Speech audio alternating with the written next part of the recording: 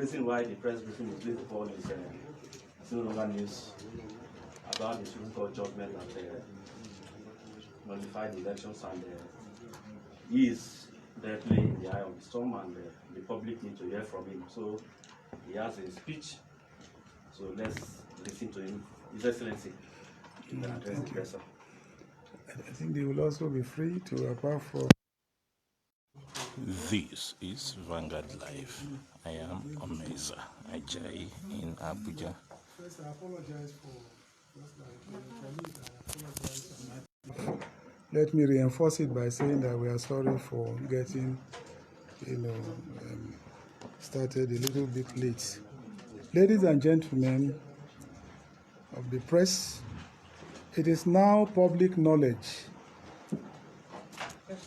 that the Supreme Court of Nigeria on the 13th day of February 2020 delivered a 23-page judgment which summarily adjudged me a criminal who forged certificates to aid my constitutional qualification to vie for office of Deputy Governor of Bayelsa State. This decision was sequel upon an allegation by the opposition People's Democratic Party and its governorship candidate and deputy governorship candidate jointly in a suit filed at the Federal High Court, Abuja, that I presented certificates belonging to other persons to INEC to aid my qualification, simply because of variations in my names. Consequently, it has become absolutely imperative that I address the Fourth Estate of the Rim in view of the recent judgment of the Supreme Court of Nigeria. You will recall that the Court of Appeal had reversed the judgment of the Federal High Court, and the Supreme Court in turn reversed the judgment of the Court of Appeal. This is the beauty of our judicial system, based on the hierarchy of the courts. This press conference is not designed to vilify the justices of the Supreme Court who presided over the matter, or otherwise debase, degrade, devalue, or demean the quality of their judgments under reference. That is not a matter within my province and prerogative. It is best suited for legal minds. The aim of this press conference is to defend my reputation, which the justices of the Supreme Court, whether consciously or unconsciously, subjected to scurrilous scandal, assault, and unfair imputation. The judgment of the Supreme Court that I was not qualified to contest as the deputy governorship candidate of APC and my attendant disqualification adversely affected the governorship candidate of APC, with the result that our hard-earned victory, not just for ourselves, but our party and the good people of Bayelsa State, who had entrusted us with a mandate to democratically govern them, is threatened. The event of my disqualification is distressing and traumatized to me personally, and of course a greater trauma inflicted on my party, the governorship candidates, and the good people of Bayelsa State, who signified their choice of who should be their governor and deputy governor. It is this unsolicited assault on my personality and reputation by the judgment in question that has constrained me to chart this course of action. Unless unfair imputation to character is quickly corrected, it assumes a toga of truth.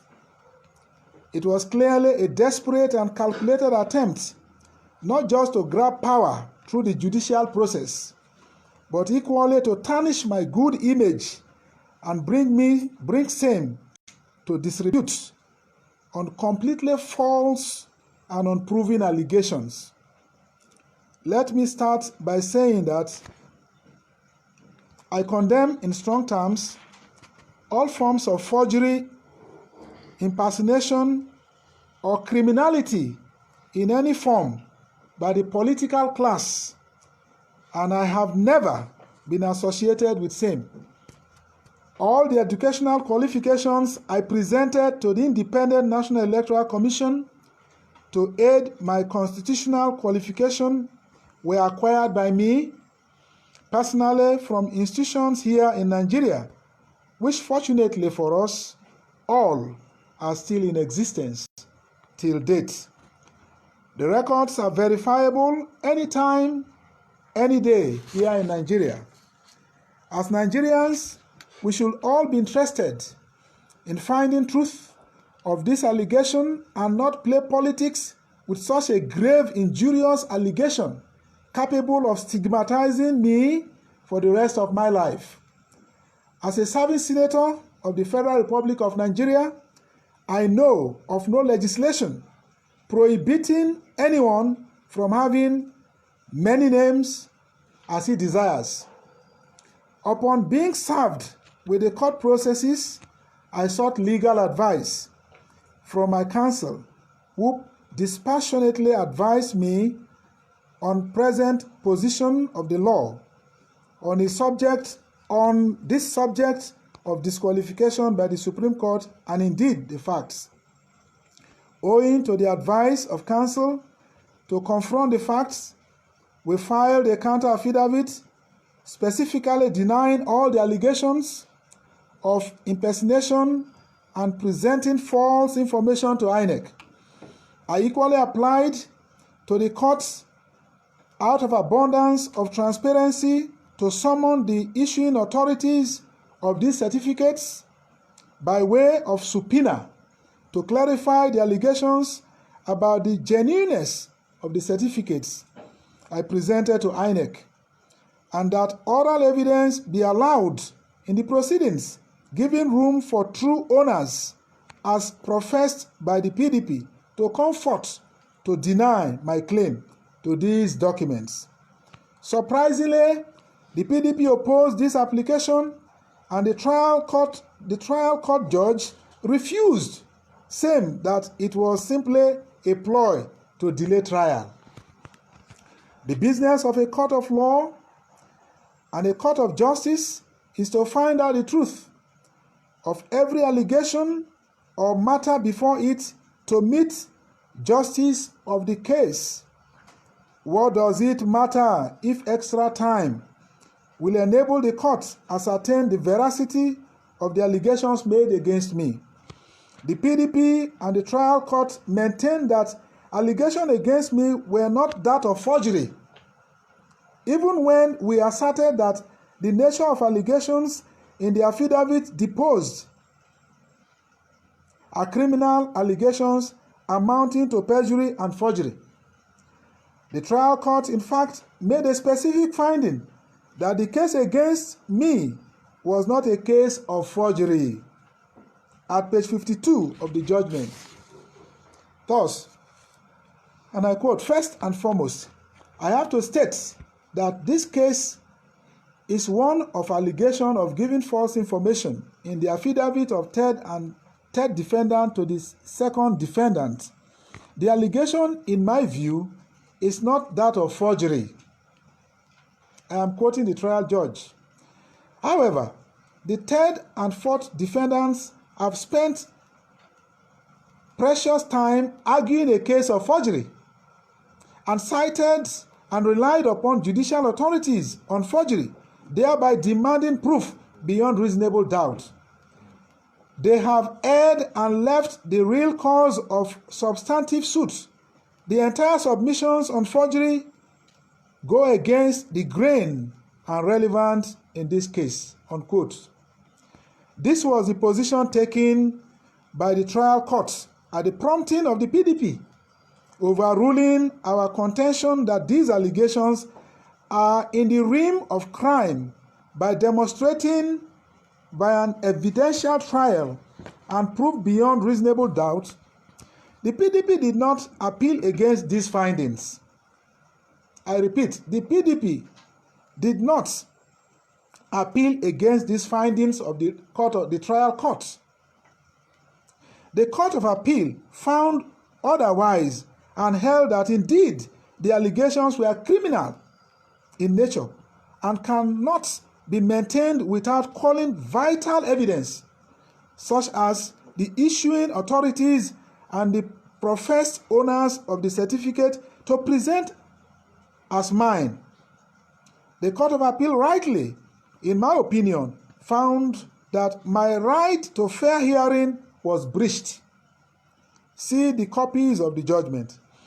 As a lawmaker, I know that what Section 182(1)(j) of the Constitution contemplates is that a candidate cannot present forged educational certificates not belonging to him to aid his constitutional qualification. Forgery can therefore not be defined in different contexts, simply to lower the burden of proof in order to meet a political end. The seeming discrepancies in my name, which I have adequately explained by an affidavit, was not impeached by any evidence that the names were misspelled by the issuing authorities. The issuing authorities who are accessible by my accusers were not called to impeach my assertion in the affidavit explaining away these errors I stated, which were not illegal. There is a difference between presenting false information and forging a document. Presenting false information simply means statement is not true. Forging a document means either concocting a document that is not in existence for people to act upon as genuine, or altering important parts of the document to mislead people. My opponents never, in any of the courts, alleged that I forged any document. Forgery is a serious criminal crime. Forgery is a serious crime under our laws. In the judgment of the Supreme Court, the justices who presided over the case now suggested that I forged my academic certificates or strained the language of some constitutional provisions, which by my opponents expressly stated they were not relying on to say that I committed forgery. Let me here quote the part of the judgment which suggests that I forged my academic certificates. It goes thus, and I quote, Section 182(1) of the 1999 Constitution as amended provides that no person shall be qualified for election to the office of governor of a state if he has presented a forged certificate to the Independent National Electoral Commission. The certificate used here is in small letter. It bears its ordinary natural meaning. It is here used as a noun that derives from the verb certify, which means to attest, testify, vouch, ascertain, and verify, the word forged. Qualify, the word certificate in this provision. In my humble view, the word forged used here is in the context of fabricating, framing, falsifying, inventing a false attestation, vouching falsely, unquote. Every person who went through the primary or elementary school knows the meaning of a noun. It is the name of a person, place, or thing. So when the justice of the Supreme Court said certificate was used as noun and was qualified by forgery, the certificate must mean certificate or other document evidencing one's academic qualification. In streaming the language of the law to bring my case as one of forgery, the learned justices of the Supreme Court continued thus, and I quote, In his form CF001, the respondent on oath vouched in paragraph F thereof, I hereby declare that all the answers, facts, and particulars I have given in this form are true and correct, and I have to the best of my knowledge fulfilled all the requirements for qualification for the office I am seeking to be elected. Thus, clearly, is a certificate of truth of the facts and particulars given by the first respondent in the said form CF001.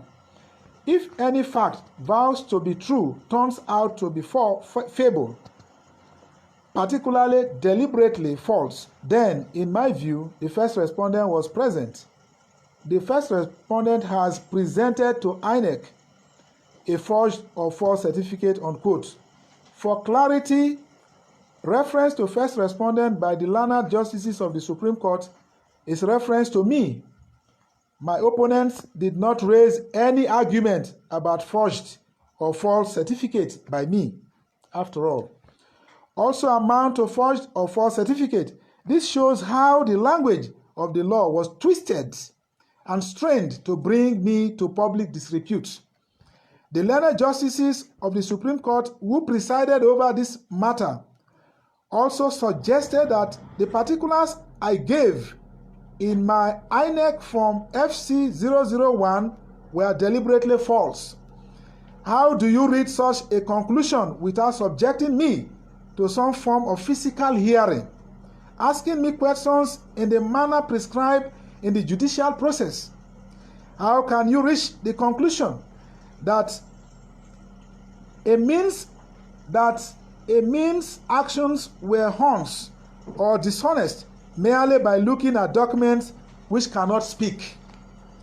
Matters such as this require that I be subjected to some form of oral examination or questioning, as it is sincerity or lack of it in respect of my affairs. Without hearing my voice in the matter, it will be tragically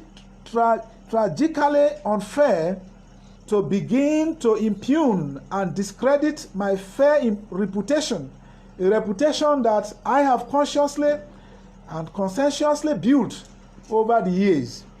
Let me state here unequivocally that I attended State School Basambri, now State School 1 Nembe, where I obtained my first school leaving certificate. Let me state that some of my primary school teachers are still alive. Chief Eredogio Watson, popularly called Paragraph, Chief Allen Obebe, the second master, the headmaster is late, but the second master is still alive, Urukare, and Susan Otiotio, one of my class teachers, they are all alive. Let me also state in clear and graphic terms that I attended 2 secondary schools. First, Iemoni Grammar School, Abonima in River State, where some of my classmates were Harrison Braid, Tombo Douglas, Ferdinand Amabebe, Professor Howunare George Will, Justice Biobele George Will, a serving High Court Judge of the Federal Republic of Nigeria, Chief David Briggs, and Alpheus Ota. They are all alive. And some of my teachers were Mr. Womet, Miss Hombe, Mr. Frank, and others. After writing my WAEC in the first secondary school, the result of 5 subjects were cancelled in my examination center, in the entire center, not only for me, but the entire center, constraining me to enroll in government secondary school Ayama Ogbea in Bayelsa State, where some of my classmates were Good News Baraburu, Mr. Life Johnson, and Mr. Sonny Obi, to mention a few. And some of my teachers were Mr. Ephraim Abeke, he's still alive, the vice principal of the school, Mr. Iwolisi, my biology and chemistry teacher. All the names I've mentioned here are known and still alive. All my academic certificates are in the public domain. Whether they are genuine or forged, are verifiable matters.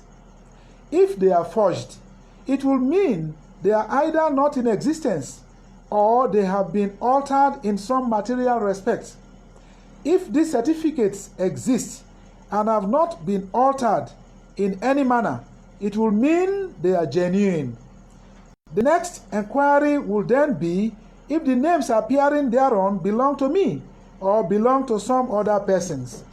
If no other persons can be found who claim the names in the certificates, then they are mine, and they will remain mine forever and ever.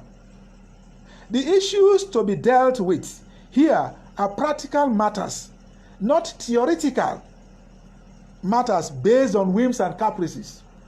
Judges, including justices of the Supreme Court, are free to request law enforcement agencies to investigate persons who appear before them as to the commission or otherwise of crimes. Their lordships of the Supreme Court, who presided over this matter in compliance with the principle of fair hearing and for the public good, ought to investigate my names appearing in the various certificates, including the certificates themselves. I therefore call on the relevant authorities, especially, let me pause to say, some may want to ask, is the Supreme Court in a position procedurally to investigate, to interrogate, to question, to get to the root of a matter? The question will be no. But the trial court ought to have done that. The trial court could not find me to be guilty. And so the Supreme Court ought to depend on the judgment of the Court of Appeal that set aside the judgment of the trial courts. That's the point I'm making. I therefore call on the relevant authorities, especially the Nigeria police, to conduct a serious and thorough investigation into the names appearing in the certificates and the certificates themselves, and make the outcome of the investigations public. In conclusion, let me state and summarize categorically as follows. A. The procedure adopted by the Federal High Court and affirmed by the Supreme Court prevented the whole truth concerning my person and my educational certificates to be revealed. B. Witnesses and institutions which would have been invited to give evidence about my person and academic certificates were not involved. These persons and institutions can still be reached, and my person, my academic certificates and qualifications verified through them. The onus of proof lies on he who accuses. My accusers could not do that. In a serious matter in which allegations of forgery and impersonation were made against me, it was only fair to hear me out. By not hearing me out before condemning me, the court, simply including the Supreme Court of Nigeria, simply shaved my head in my absence. This is denying me my fundamental human right to fair hearing. D. For avoidance of doubt, all the names, and I repeat, for avoidance of doubt, all the names in my documents as presented to INEC are mine, except such as misspelled, which were equally explained in affidavits. All my academic certificates are also genuine and can be verified from the respective institutions. I will willingly and ready to submit myself, even as a serving senator of the Federal Republic of Nigeria, in any criminal investigation or inquiry as regards my names, my academic certificates, and I call on the Nigerian police specifically now to launch one without further delay. Ladies and gentlemen, I want to thank you for your patience and your rapt attention.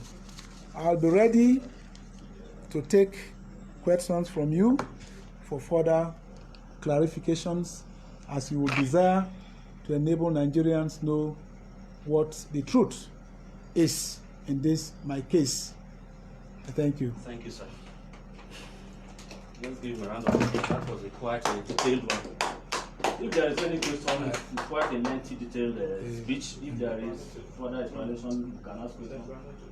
It's self-explanatory. Can we get copies of the statements? Yes, we are running them out. I think they are going to produce about 15 copies. But I did not hear them clap. It appears that I did not hear them. Okay, they are holding their cameras. No, it's quite explanatory. Thank you, Excellency. Thank you. No questions? Oh, Yeah. that itself is a judgment. Okay. Your speech. So I think we can use that one. It's okay. We did well, especially in the press. Thank you very much. Thank you, sir. It's off camera, right? Yeah. Whatever I say is off camera, right? Yes. Now, okay.